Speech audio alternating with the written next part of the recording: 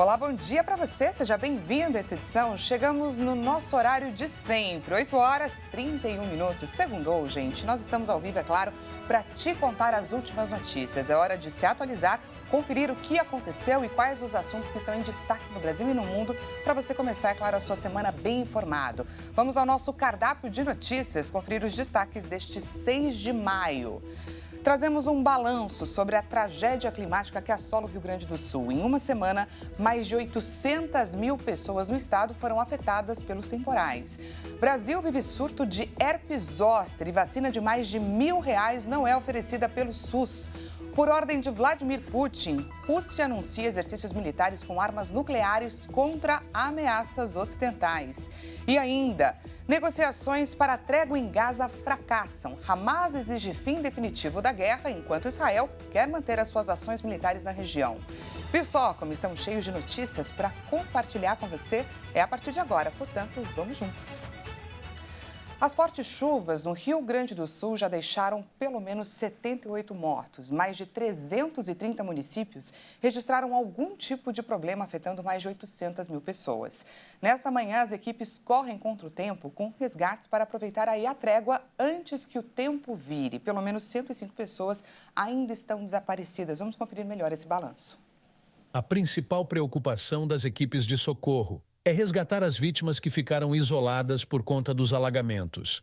O volume das águas diminuiu na maior parte das cidades do interior. O Comando Militar do Sul deu uma boa notícia de que a previsão meteorológica é de uma janela de bom tempo na maior parte do estado até a terça-feira. O Guaíba chegou a atingir 5 metros e 31 centímetros neste domingo, níveis recordes na história de Porto Alegre.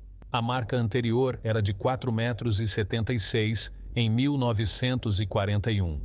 Segundo a Prefeitura, pelo menos 60 vias ficaram totalmente bloqueadas em Porto Alegre e 13 com bloqueios parciais.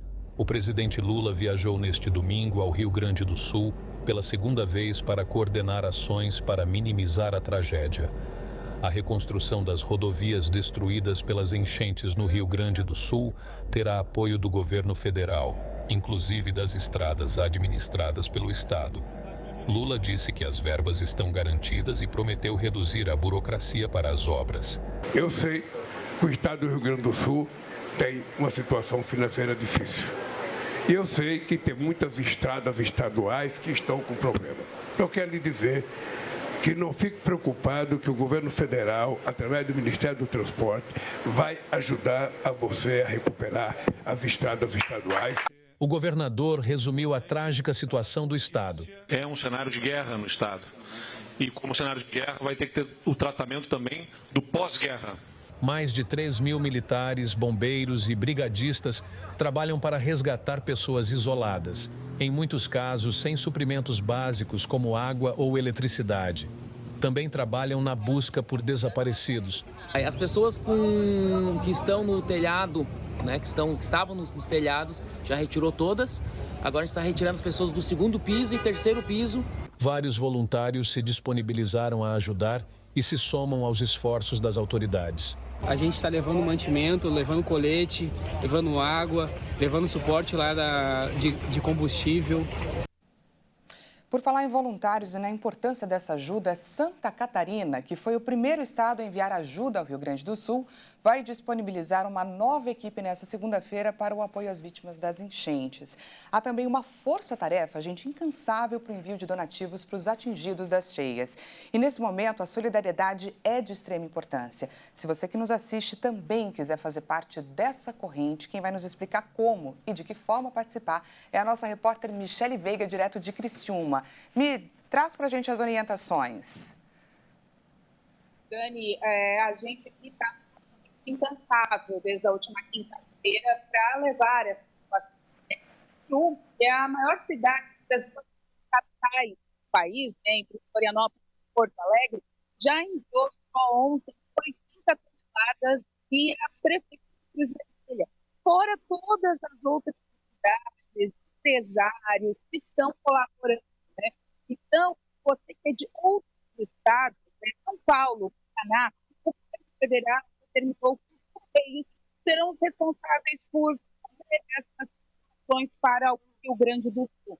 Então, é só você ir em alguma agência de correio, identificar ali a sua doação, né, referente às cheias do Rio Grande do Sul, locadas para o Rio Grande do Sul. É uma corrente que vai acontecer em todo o país com os correios. Aqui em Santa Catarina, a Igreja Nacional da Igreja também está com portas abertas, recebendo esse plano que é muito importante. A sede lá de Porto Alegre foi totalmente tomada por água, a gente sabe, né? Que muitos irmãos da igreja também vão precisar dessas situações. E hoje, dentre todos que estão chegando, água potável, material higiênico pessoal são as mais importantes, principalmente para as mulheres e para as crianças. Absorventes, fraldas, brinquedos, chupetas, mamadeiras, tudo isso. Da parte infantil também está sendo muito pedido. Uma situação importante, Dani, que as pessoas estão fazendo são as embalagens de marmita, porque são muitas marmitas feitas por em várias cidades, né? E essa quantidade de material está no site. Só que uma já vai sair uma carreta com essas doações. Então, quem quiser doar, ir até os correios em outros estados. Quem estiver em Santa Catarina, procurar alguma igreja de Deus, né, que é uma fonte para fazer doações e torcer para que se acabe. Tem empresariado, já está saindo de Santa Catarina para ir ajudar. Bom. Infelizmente, a gente está com uma certa dificuldade para compreender o que a Michele Veiga está falando para a gente, mas existem várias ações que acontecem, tanto em São Paulo quanto no Rio Grande do Sul, também em Santa Catarina, para ajudar as vítimas. Procure na sua cidade o local mais próximo. A Igreja Internacional da Graça de Deus também está mobilizando todos os esforços, porque nesse momento a corrente é do bem e a solidariedade é importantíssima. Gostaria de agradecer demais a participação da nossa repórter Michele Veiga.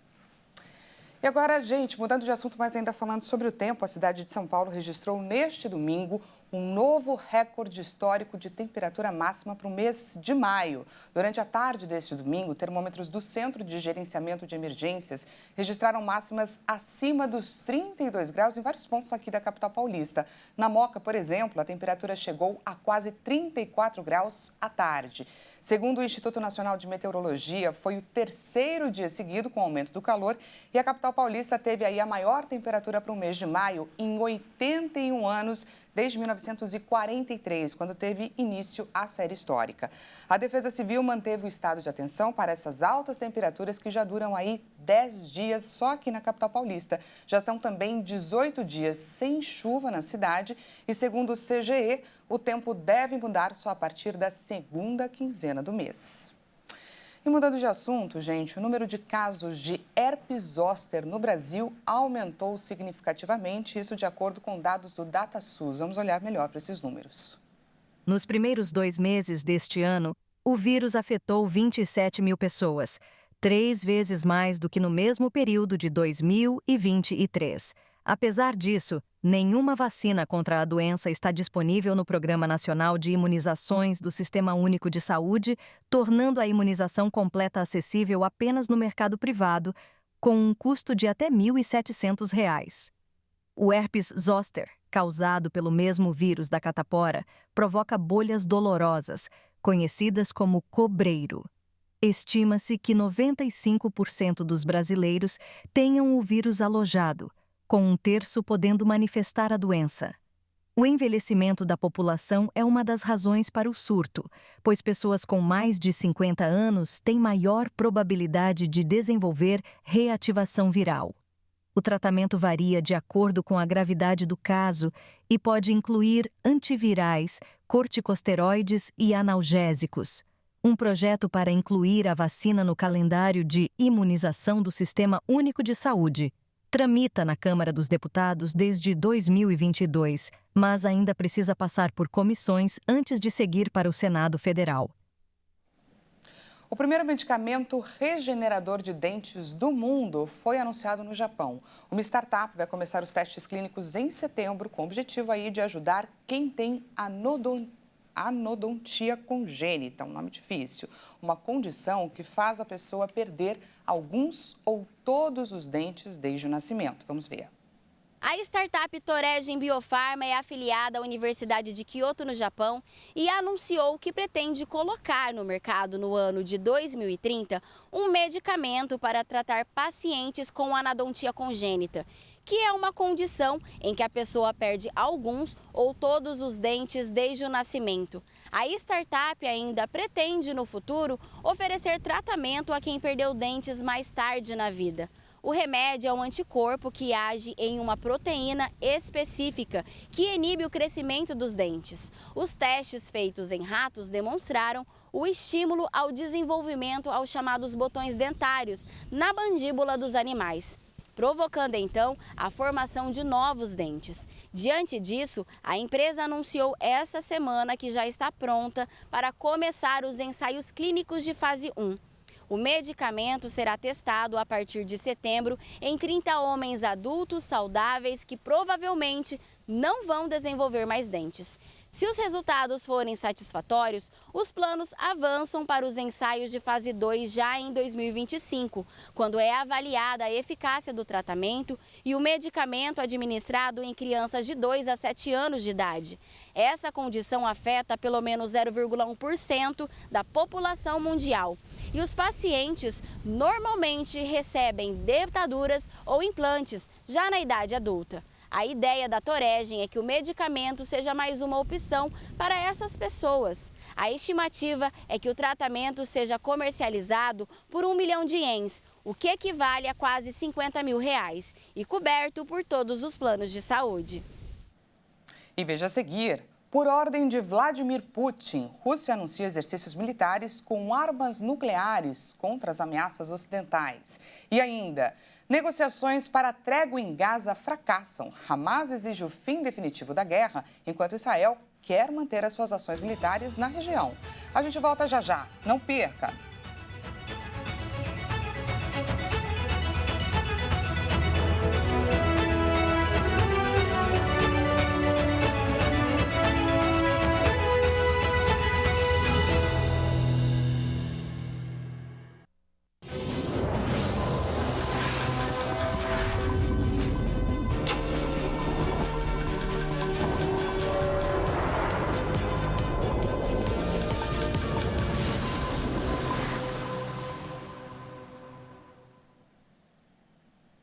Seja bem-vindo. Mais uma vez, nós estamos de volta e ao vivo, 8 horas e 46 minutos pelo horário de Brasília. Trazemos agora os destaques internacionais dessa segunda-feira para você.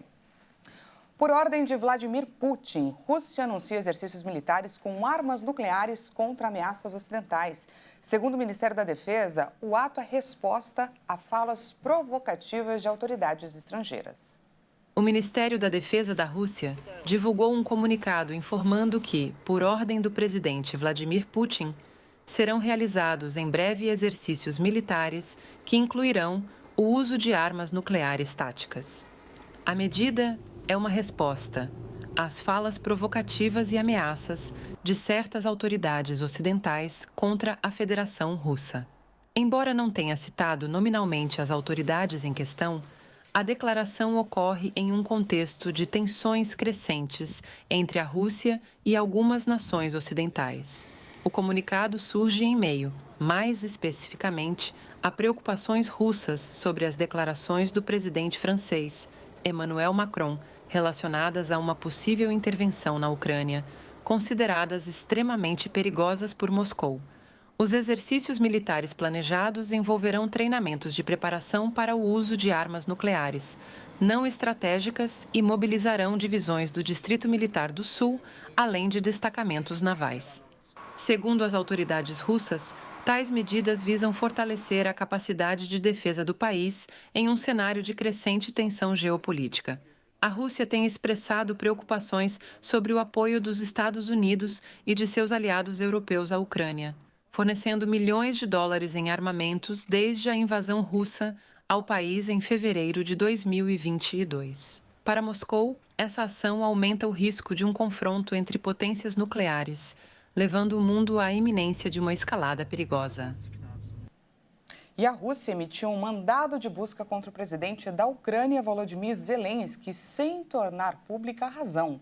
A lista de pessoas procuradas pela Rússia é muito extensa e inclui personalidades tanto russas quanto estrangeiras, especialmente ucranianas. O dirigente é procurado ao abrigo de um artigo do Código Penal, diz o texto, que não fornece mais detalhes sobre a natureza dessas acusações. Desde fevereiro de 2022, a Rússia promove uma ofensiva contra a Ucrânia, que apresenta como um combate contra um poder nazista. Zelensky é um alvo específico das autoridades russas. A lista de pessoas procuradas pela Rússia é muito extensa e inclui personalidades russas ou estrangeiras, especialmente ucranianos.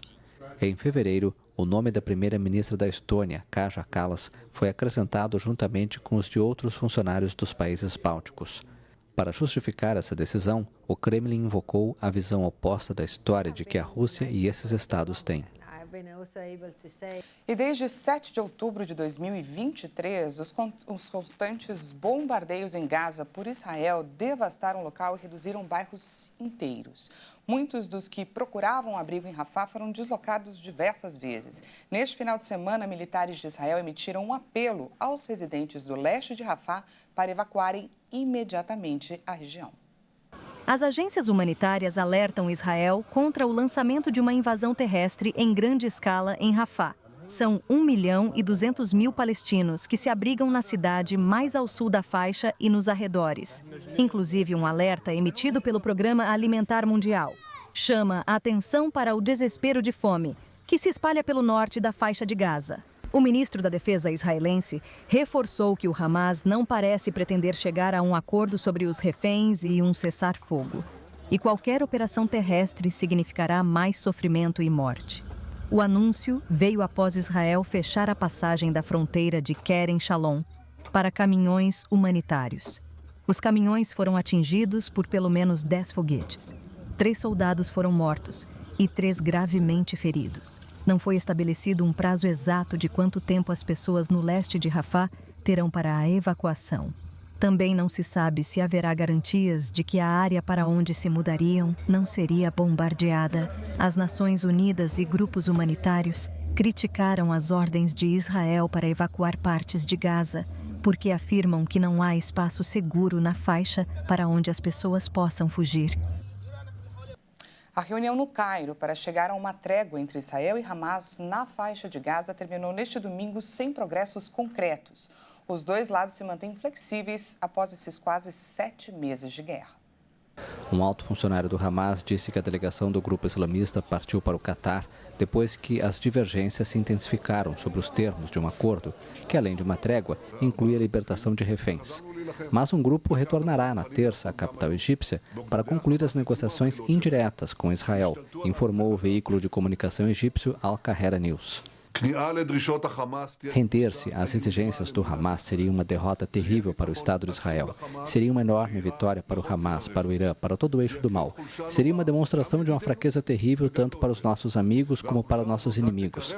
Esta fraqueza apenas aproximaria a próxima guerra e adiaria o próximo acordo de paz, porque as alianças não são feitas com os fracos e os derrotados. As alianças são feitas com os fortes e os vitoriosos.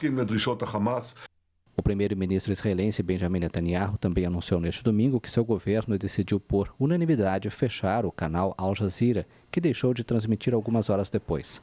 A Al Jazeera tem sido alvo de críticas há meses por parte do governo de Netanyahu, embora a disputa entre os dois tenha começado muito antes da guerra de Israel contra o Hamas em Gaza. A rede afirmou que recorrerá a todas as vias legais disponíveis através de instituições jurídicas internacionais nos seus esforços para proteger tanto os seus direitos como os dos jornalistas, assim como o direito do público à informação. A guerra eclodiu em 7 de outubro, após a incursão de comandos islamistas no sul de Israel, no qual mataram 1.170 pessoas, a maioria civis, e sequestraram cerca de 250, segundo um balanço baseado em dados israelenses. As autoridades de Israel estimam que, após uma troca de reféns por prisioneiros palestinos em novembro, 128 permanecem cativas em Gaza e que 35 morreram até agora. A ofensiva lançada por Israel em resposta ao ataque já deixou 34.683 mortos em Gaza, a maioria também civis, segundo o Ministério da Saúde. E hoje nós vamos conhecer um pouco mais sobre Portugal, o Estado-nação mais antigo da Europa e um dos países mais antigos do mundo. A sua localização às margens do Oceano Atlântico influenciou em muitos aspectos a cultura do país. Portanto, vamos ver. Portugal é o país mais ocidental da Europa continental, ocupando o sudoeste da Península Ibérica, cuja costa é banhada pelo Oceano Atlântico. No norte e leste, o país faz fronteira com a Espanha, um país pequeno em tamanho e em população. É possível atravessar a costa de Portugal em apenas um dia. A presença de monumentos históricos antigos, um grande número de áreas protegidas, uma costa impressionante fazem de Portugal um destino turístico popular, procurado entre os amantes das mais diversas recreações. A Praia de Nazaré, muito conhecida por surfistas de ondas gigantes, é um dos grandes atrativos do país. Entre as comidas mais tradicionais estão o bacalhau e o pastel de Belém, duas delícias da culinária portuguesa. E seguindo com os nossos companheiros de outro continente, vamos usar a tecnologia para aterrissar em Funchal, que é uma cidade na Ilha da Madeira, em Portugal. Então, do Brasil, direto para Portugal, gente. Essa cidade que a gente vai conhecer agora é popularmente conhecida pelo seu porto, seus belos jardins e a grande colheita de uva em produções locais. Além de tudo, ainda é a capital do arquipélago. Nas imagens, a gente pode ver a cidade por cima, né? Mostrando aí toda a sua beleza natural, misturada com as construções da cidade e, é claro, o seu porto, com direito a navio cruzeiro, tirando, é claro, um descanso, dando uma pausa.